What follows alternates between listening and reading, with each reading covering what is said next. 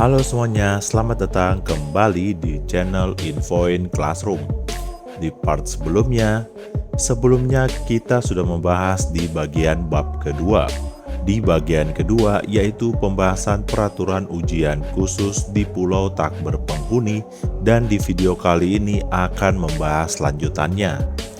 Sebelum mulai, bagi kalian yang belum subscribe, bisa bantu support dengan menekan tombol subscribe dan like.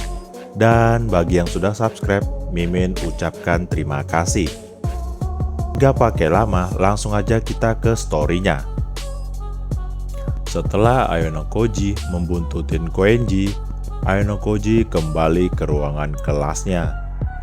Ayano Koji melihat keadaan kelas dipenuhi dengan diskusi para murid mempersiapkan ujian khusus. Mereka semua sedang menyesuaikan situasi saat ini. Ayano Koji juga melihat Koenji yang juga telah kembali ke tempat duduknya. Para murid yang berkumpul berpikir jika kelas hanya membentuk kelompok dari teman sekelas, mereka akan gagal. Itu karena ada beberapa bakat yang tidak seimbang. Mereka juga takut kalau kelas lain saling bekerja sama. Untuk memutuskan rencana Horikita meminta pendapat pada Hirata bagaimana pemimpin kelas lain bertindak. Hirata bilang kelas A yang berada di posisi terdepan kemungkinan tidak akan terganggu dengan percampuran kelas. Hirata berpikir kelas A tidak mempermasalahkan grup mana yang menang, selama jarak poin antara kelas A dan kelas lain tidak menjadi lebih sempit. Sudo yang mendengarkan pembicaraan itu datang dengan ide bagus. Sudo memberikan saran untuk membentuk aliansi 3 kelas dengan kelas B dan C sehingga dapat mengejar kesenjangan poin dengan kelas A. Tapi Hirata yang mendengar ide dari Sudo sedikit meragukan ide itu. Hirata merasa jika kelas D yang mengusulkan untuk mengisolasi kelas A, kelas D akan menerima permusuhan dari kelas A. Hirata bilang lebih baik jika ingin ketiga kelas bertarung bersama, kelas D bukan sebagai pengusul. Mendengar itu, para murid sedikit mengeluh karena merasa hanya membentuk sebuah grup sudah membuat sakit kepala. Akhirnya, kelas D mengambil keputusan untuk bertindak keesokan hari, karena merasa untuk membentuk grup lebih efektif jika sudah mengumpulkan kartu. Dan waktu pun berlalu. Saat ini, waktu pulang sekolah, para siswa yang memiliki kemampuan akademik atau fisik yang berprestasi, telepon mereka sering berdering bersama. Horikita yang melihat itu mendekati Ayano Koji dan berkata, "Sepertinya semua orang mulai bergerak." Ayano Koji yang melihat Horikita langsung mendekatinya dan berkata, "Apa kau tidak mendapatkan panggilan masuk, Horikita?" Tanya Ayano Koji.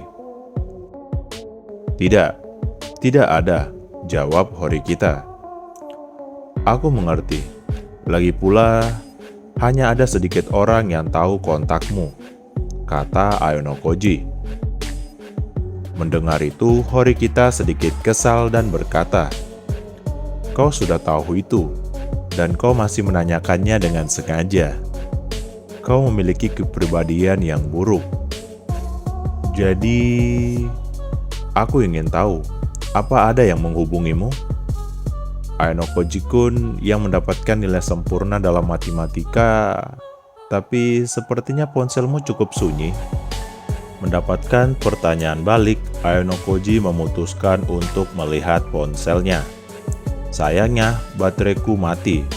Aku belum mengisi daya selama 2 atau 3 hari," jawab Ayano Koji setelah melihat ponselnya. "Jika kau tidak sering menggunakan ponselmu, kau akan lebih jarang mengisi dayanya." Mendengar kata-kata dari Horikita, Ayano Koji ingin menyalahkannya, tapi ia merasa itu tidak salah. Lalu Ayano Koji berkata, "Apa kau tidak perlu lebih memperhatikan teman-teman sekelas kita? Nanti akan merepotkan kalau mereka sembarangan membentuk grup." Tidak ada yang perlu dijelaskan. Aku sudah memberikan mereka instruksi tentang apa yang harus mereka lakukan sebelumnya. Aku menggunakan kalimat yang mudah dimengerti dan mengirimkannya ke semua orang. Tapi kau sepertinya tidak menyadarinya, karena bateraimu mati, jawab Horikita. Mengatakan itu, Horikita mengarahkan layar ponselnya ke arah Ayano Koji. Layar ponsel Horikita menampilkan pesan, "Jangan membentuk grup sebelum kelas D mencapai kesepakatan. Jika kau benar-benar ingin membentuk grup sedini mungkin, harap hubungi Horikita." Sambil menunjukkan ponselnya, Horikita berkata, "Tidak ada paksaan, karena pada akhirnya itu tergantung pada penilaian individu." Setelah melihat ponsel Horikita, Ayano Koji mengisi daya ponselnya dan meninggalkan kursinya dan berjalan di koridor. Ayano Koji melakukan itu karena ada kemungkinan ada siswa di kelas menguping pembicaraannya. Lalu Ayano Koji berkata pada Horikita yang masih mengikutinya, "Apakah Ichinose sudah menghubungimu?" Tidak aneh jika dia mengusulkan rencana agar semua kelas satu angkatan untuk saling bekerja sama. Sepertinya belum ada kontak dari siapapun. Kelas A maupun kelas B belum membuat usulan. Jika semua tahun kedua memiliki pemikiran ingin bersatu, maka mungkin harus ada komunikasi di antara mereka pada tahap ini, jawab Horikita yang masih mengikuti Ayano Koji. Melihat itu, Ayano Koji menduga Horikita masih memiliki sesuatu yang ingin dikatakan. Dan Ayano Koji berjalan dan memastikan tidak ada orang di sekitar. Horikita pun berbicara kepada Ayano Koji. "Ujian di pulau tak berpenghuni kali ini, bisakah kau mendapatkan tempat pertama sendirian?" tanya Horikita. "Jangan mengatakan yang tidak mungkin. Satu-satunya hal yang kita ketahui adalah sekarang ujian khusus di pulau tak berpenghuni," jawab Ayano Koji. "Aku bertanya-tanya, apakah kau yang mendapatkan nilai sempurna dalam matematika bahkan membutuhkan grup?" Mendengar itu, Ayano Koji dalam hatinya menggerutu. Alasan macam apa itu? Ayano Koji merasa permintaan Horikita mudah dikatakan tapi sulit dilakukan. Lalu Horikita menjelaskan, "Jika kita berada di peringkat pertama, kelas D kita pasti akan mendapatkan nilai positif. Kita bisa membiarkan tahun pertama dan ketiga berjuang untuk tempat kedua dan ketiga. Lebih baik daripada membiarkan siswa tahun kedua lainnya yang mendapatkannya. Dengan begitu, kita bisa membentuk grup dengan tujuan inti untuk menghindari siswa yang dikeluarkan dari sekolah, dan membentuk grup akan lebih mudah." Mendengar kata-kata Horikita, Ayano Koji merasa jika kelas D membentuk grup kuat untuk menang, grup yang lemah akan terbentuk. Lalu Ayano Koji berkata, "Tidak semua orang mampu membayar poin pribadi untuk diselamatkan. Ya, untuk siswa yang sedikit khawatir, aku ingin mengumpulkan poin pribadi sebanyak mungkin. Tapi jika siswa yang meminjamkanku poin menerima penalti dan dikeluarkan dari sekolah, tidak ada yang bisa menyelamatkannya," kata Horikita. Mendengar itu, Ayano Koji merespon dengan berkata, "Rasanya seperti kita hanya bisa mengandalkan kekuatan kita sendiri untuk bertahan hidup." "Itu benar. Bisakah aku berkonsultasi denganmu lagi?" Mengatakan itu, Horikita berhenti berjalan. "Jika itu dalam kisaran yang bisa kulakukan," jawab Ayano Koji. "Itu sudah cukup. Terima kasih." Mengatakan itu, Horikita kembali ke ruangan kelas. Melihat itu, Aonokoji menduga Horikita kembali karena ada sesuatu yang ingin Horikita bicarakan. Dan Aonokoji pun memutuskan menuju pintu keluar masuk.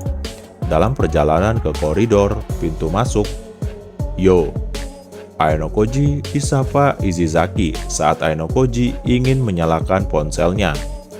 Setelah menyapa, Izizaki berkata, "Aku menghubungimu melalui ponselmu, tapi tidak ada jawaban. Jadi aku langsung mendatangimu." "Maaf tentang itu, ponselku baru saja kehabisan baterai," jawab Aonokoji. "Lupakan saja. Bisa tolong beri aku sedikit waktu?" "Apakah itu semacam intimidasi untukku?" tanya Aonokoji. "Apa itu?" "Itu lelucon yang menarik. Apakah orang yang bisa mengintimidasimu benar-benar ada di sekolah ini?" jawab Izizaki yang menanggapi dengan leluconnya sendiri. Lalu Izizaki berkata lagi, "Apakah ada urusan setelah ini?" "Tidak, aku baru saja akan pulang," jawab Aonokoji. "Sungguh? Kalau begitu tidak ada masalah. Ayo ikut denganku." Sambil tersenyum, Izizaki mengatakan itu seolah tidak memberikan Aonokoji kesempatan berbicara. Setelah itu, Izizaki memberi isyarat dengan tangannya dan melangkah maju. Aonokoji menyaksikan itu merasa akan kehilangan jejaknya dalam sekejap mata. Karena tidak ingin menarik perhatian, Aonokoji memutuskan mengikuti Izizaki dari belakang. Tapi ketika Aonokoji hendak berbalik, Aonokoji merasakan sebuah dinding besar yang seharusnya tidak ada. Tiba-tiba muncul di depan Aonokoji. Dan ternyata dinding besar itu adalah teman sekelas Izizaki, Yamada Albert. Mengenakan kacamata hitam, Albert meletakkan tangan kanannya di bahu Aonokoji.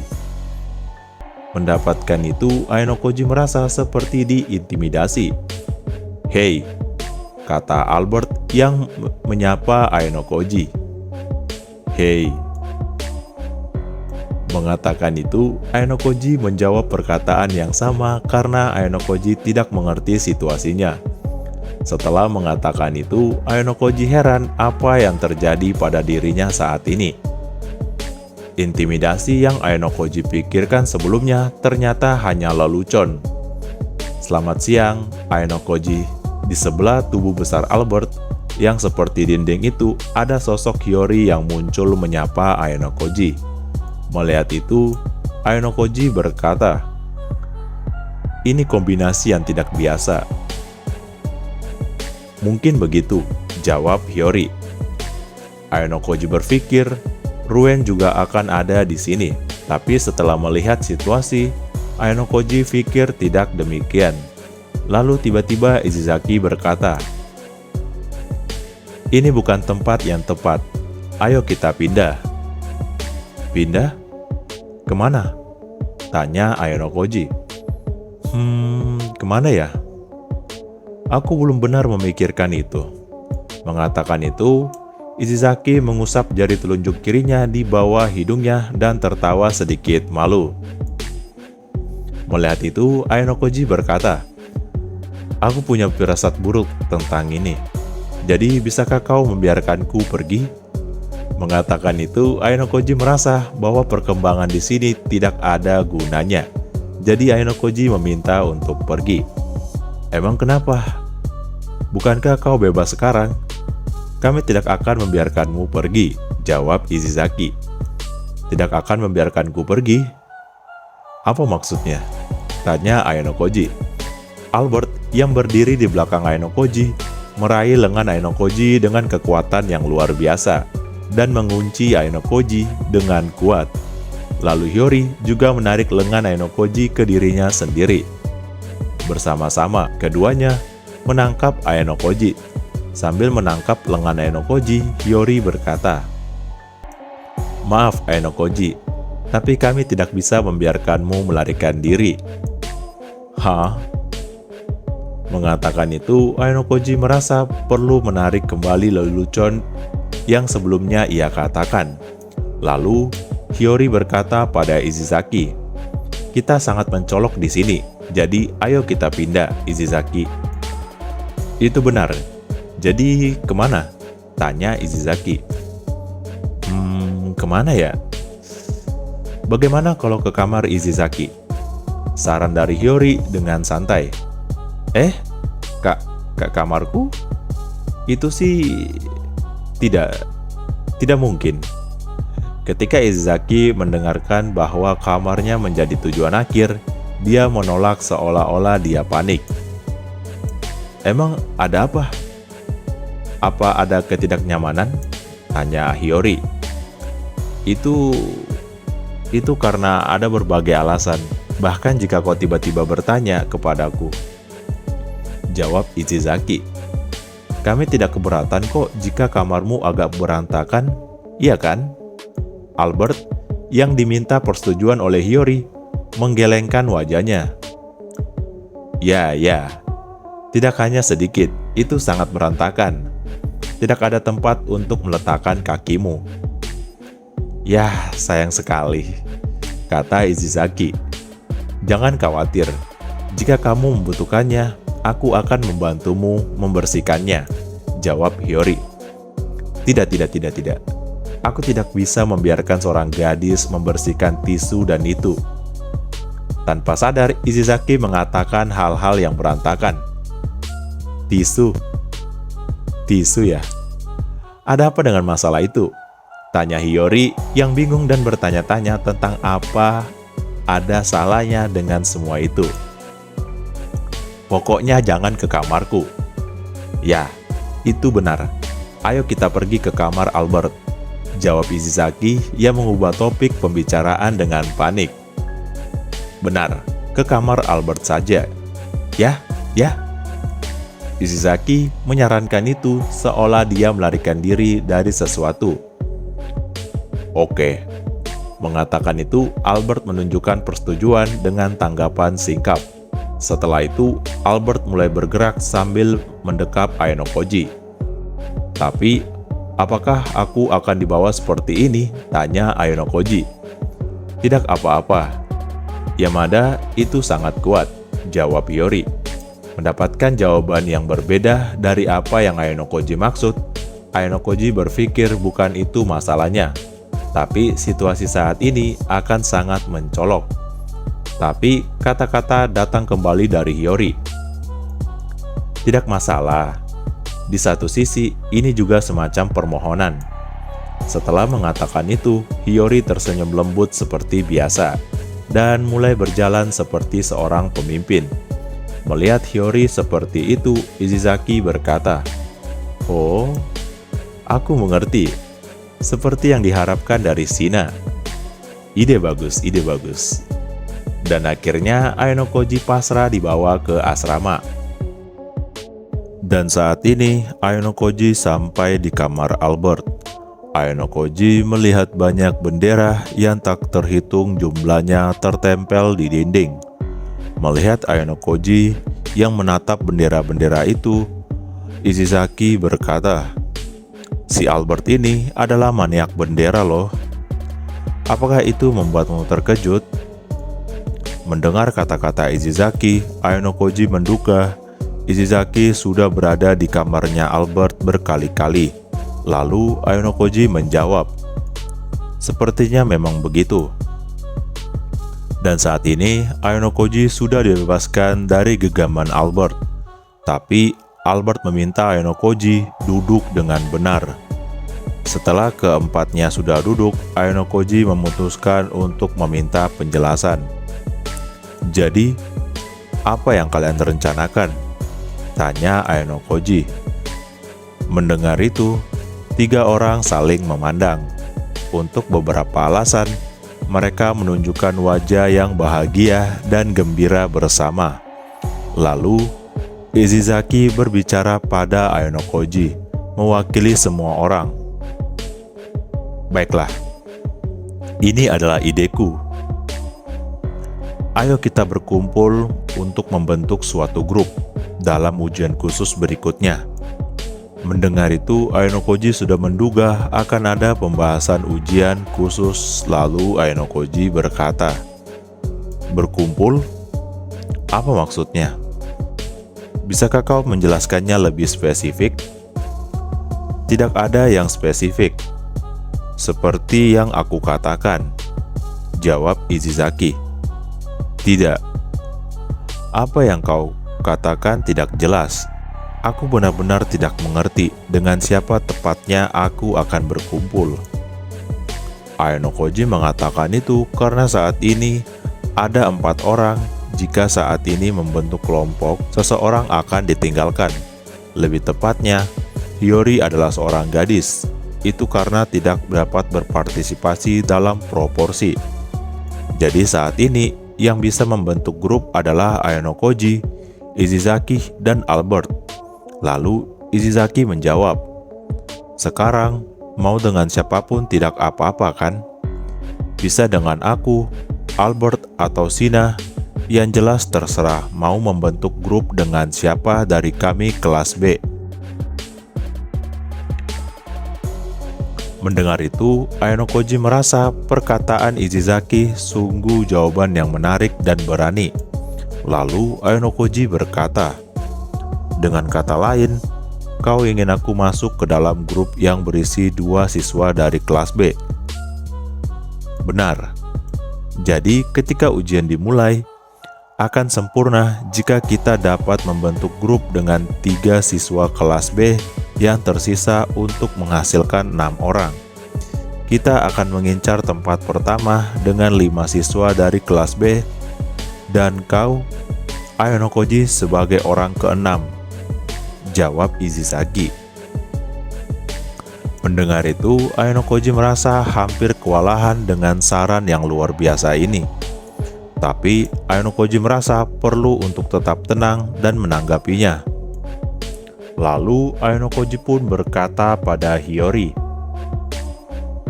"Hiyori, apakah kau sudah dengan tepat menjelaskan kepada Izizaki tentang aturan ujian khusus?" "Tidak."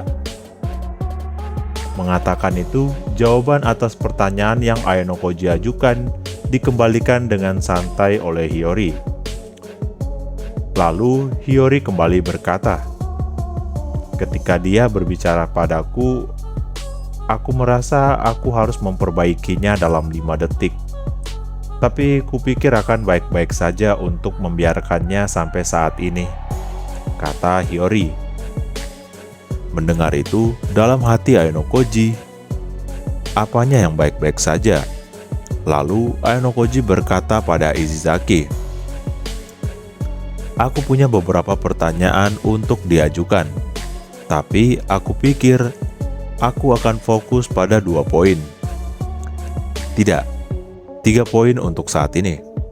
Pertama, tidak ada jaminan bahwa kau bisa dengan mudah menggabungkan grup yang kau inginkan setelah ujian khusus dimulai." Benarkah? Izizaki, yang sama sekali tidak tahu, dengan heran memiringkan kepalanya dan meminta jawaban pada Hiyori. "Setelah aku memilih penjelasannya, memang benar begitu. Dalam beberapa kasus, ada saat di mana kau harus bekerja sama dengan grup yang tidak berencana untuk berkumpul denganmu," jawab Hiyori. "Apa itu? Aku tidak mengerti maksudnya sama sekali," tanya Izizaki. "Dalam kasus tertentu, ada beberapa persyaratan bagi grup untuk terbentuk selama ujian," jawab Ayanokoji. "Syarat apa itu?" "Aku tidak tahu detailnya, tapi dari penjelasan sekolah, itu jelas tidak akan mudah," jawab Ayanokoji. "Tapi kan, bahkan jika ada kondisi tertentu, kita seharusnya siap untuk bekerja sama dalam ujian kan?" tanya Izizaki. "Ya, jika kau mengatakan seperti itu, memang benar begitu," jawab Ayanokoji. "Kalau begitu tidak masalah kan? Persiapan untuk ujian sebelum dimulai, seperti yang aku sarankan." Hiyori yang mendengar usulan Izizaki mendengarkannya dengan penuh minat. Lalu Izizaki berkata kembali, Ya, baiklah. Lalu yang kedua, tanya Izizaki. Siapa orang lain yang kalian panggil selain aku? Atau seseorang yang ingin kalian panggil? Tanya Aonokoji. Tidak ada orang lain yang kami panggil, atau yang ingin kami panggil. Iya kan? Jawab Izizaki sambil meminta konfirmasi pada Hiyori dan Albert. Keduanya mengangguk setuju dengan Izizaki. Lalu Aonokoji bertanya kembali. Dengan kata lain, hanya aku. Dan alasannya? Itu sudah jelas kan? Bagiku, kau sama hebatnya dengan Ruen. Tidak, sekarang aku berani mengatakannya kalau kupikir kau adalah pria yang lebih hebat daripada Ruen. Kau seperti orang bodoh yang kuat dalam berkelahi, kecerdikan, dan kecepatanmu yang diakui oleh Ruen. Terlebih lagi, kau melakukan sesuatu yang sangat luar biasa dengan mendapatkan nilai sempurna di ujian matematika pada ujian musim semi. Mereka yang mengendalikan Aonokoji akan mengendalikan ujian khusus. Itu cukup alasan untuk mengundangmu. Jawab Izizaki yang mengatakan itu jika mendapatkan Aonokoji, kemenangan itu sudah pasti didapatkan. Lalu Hiyori pun merespon. Itu pujian untukmu, Aonokoji, tapi pendapatku juga sama. Albert juga tanpa ragu mengangguk dengan cepat. Kalau begitu, yang ketiga, usulanmu itu apakah ada untungnya bagiku? Dengan asumsi bahwa semua orang di kelas B mencapai peringkat yang lebih tinggi, hanya itu yang didapatkan? Tanya Aonokoji. Ayolah, apa kau merasa dirugikan sendiri? Saat kami naik ke kelas A, kami akan memberikan Aonokoji 20 juta poin dan menyambutmu ke kelas kami. Gimana? Jawab Izizaki dan melanjutkan responnya dengan percaya diri. Itu artinya kau bisa berada di kelasmu sendiri sebagai kelas A atau berada di kelas kami menjadi kelas A. Kau memiliki peluang 50% untuk berhasil lulus di kelas A. Izizaki menyarankan itu dengan senyum lebar. Mendengar itu, Aonokoji membenarkannya, karena jika keempat kelas dengan pasti bisa naik ke kelas A, kemungkinan adalah 2:4 atau 50%. Tapi Aonokoji berpikir ada perbedaan dalam kekuatan masing-masing, sehingga sulit mendapatkan angka yang akurat. Lalu Aonokoji berkata, apa Hiyori dan Albert memiliki pendapat yang sama? Ya, aku akan sangat menyambutmu. Jawab Hiyori dan Albert. Keduanya berbicara cepat dengan wajah yang senang, mengkonfirmasi usulan dari Izizaki. Dan akhirnya untuk saat ini Aonokoji menerima usulan konyol itu. Lalu Aonokoji melanjutkan mengajukan pertanyaan setelah pertanyaan ketiga. Apakah yang memutuskan untuk mengundangku adalah Ruen? Atau apakah kau yang memutuskannya, Izizaki? Tanya Aonokoji. Izizaki yang merespon dengan ringan sejauh ini mengeraskan ekspresinya untuk pertama kalinya. Ini keputusanku. Ruen-san tidak tahu apa-apa, jawab Izizaki. Apa kau sudah berpikir apa yang akan terjadi jika ini sampai ke telinga Ruen? Aku tidak memikirkannya. Dan tidak mungkin aku bisa memikirkannya. Dan juga aku sudah siap untuk itu, jawab Izizaki. Meskipun sedikit takut, Izizaki memohon dengan keinginan yang kuat dan Izizaki melanjutkan perkataannya lagi. Dan menurut aturan, tidak apa-apa untuk bekerja sama dengan kelas lain. Aku mengundang Aonokoji karena kupikir aku membutuhkannya.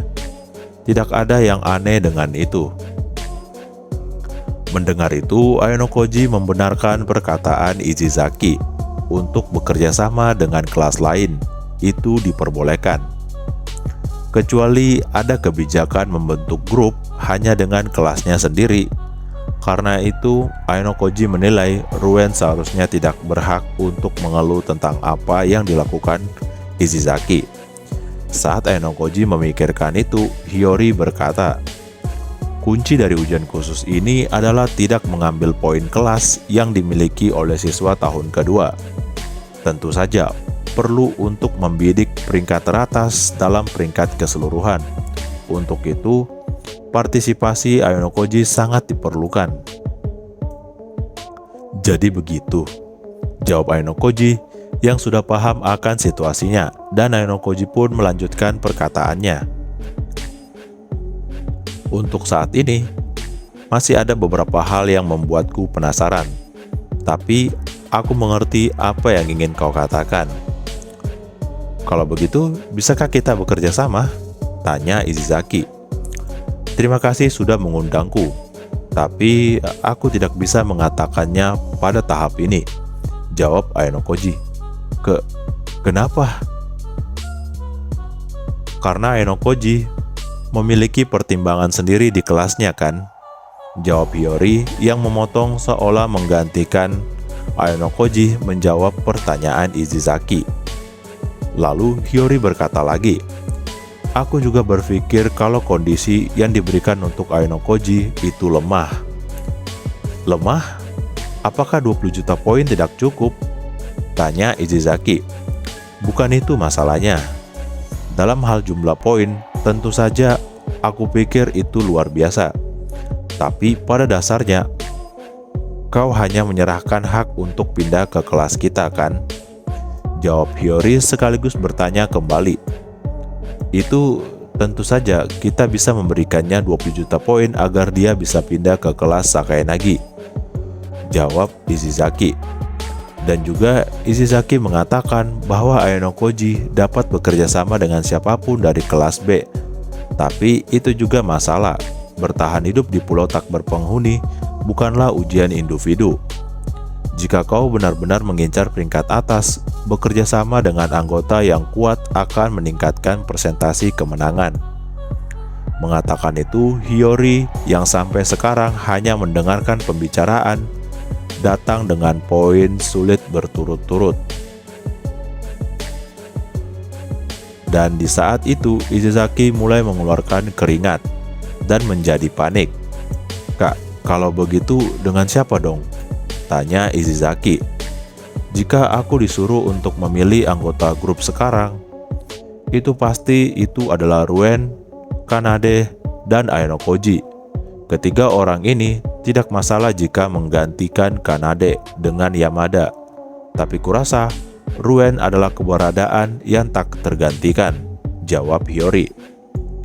Mengatakan itu karena Ruen adalah salah satu pemimpin teratas dan memiliki keberanian untuk melakukan trik, bahkan jika itu merupakan pelanggaran serius. Ruen yang memiliki kekuatan fisik dan mental untuk tetap bersembunyi tanpa ada yang menyadarinya tidak bisa diremehkan.